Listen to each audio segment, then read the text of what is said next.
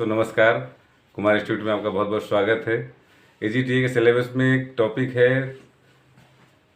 फसल चक्र के सिद्धांत, प्रिंसिपल ऑफ क्रॉप रोटेशन।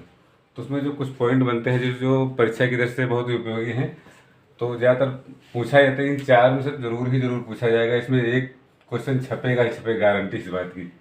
तो पहला क्वेश्चन है कि गहरी जड़ वाली फसलों के बाद उथली जड़ वाली फसलों को उगाना चाहिए। तो इसका एक एग्जाम्पल है कपास के बाद आप मेथी बोइए। दूसरा पॉइंट है अधिक जल चाहने वाली फसलों के बाद कम जल चाहने वाली फसलों को बोना चाहिए। जैसे धान बोया उसके बाद चना बोइए। अगला पॉइंट है अधिक खाद चाहने वाली फसलों के बाद कम खाद चाहने, जैसे आलू में बहुत खाद पड़ती है, उसके बाद मूंग की फसल आप ले सकते हैं। इसका एक उदाहरण रहेगा। अगला है कि अधिक निराई गुड़ाई चाहने वाली फसलों के बाद कम निराई गुड़ाई वाली फसलें बोले। जैसे गन्ना पर गन्ने में ज़्यादा निराई गुड़ाई करनी पड़ती है, गेहूं में कम करनी पड़ती है, बहुत कम।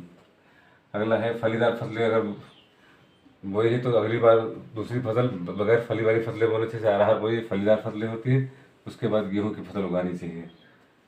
एक जो बेसिक पॉइंट है कि लंबी अवधि वाली अगर आपने कोई फसल ले रखी है, जैसे गन्ना ले रखा है या अरहर ले रखा है, तो उसके बाद खेत को परती छोड़ देना चाहिए। खाली पड़ा जो उस फसल के अवशेष है उसमें उस खेत में पड़े रहेंगे तो उसके लिए और फायदा होता है, फसल को थोड़ा उससे अच्छा खेत बढ़िया बना रहता है। इसके लिए मेन पॉइंट इसका रहता है कि कृषि साधनों को उचित उपयोग मिल जाता है। क्योंकि अगर आप क्रॉप रोटेशन को अपनाते हैं तो जो आपके साथ से ट्रैक्टर है, जो और सारे ऐसे मशीनरी आपके पास है, तो उसका इस्तेमाल आप बारी बारी से कर सकते हैं। नहीं तो फिर रखा ही रह जाए, कोई फायदा नहीं होता। और क्रॉप रोटेशन के लाभ पूछ लेता है। इसी मतलब कभी कभी होता है कि इसके लाभ क्या पॉइंट में अगर मान लो उसका मिलाने के लिए मिलान में दे दिया तो इसे होता है कि वर्ष भर आपको आमदनी मिलती रहती है। क्रॉप रोटेशन के लाभ हैं।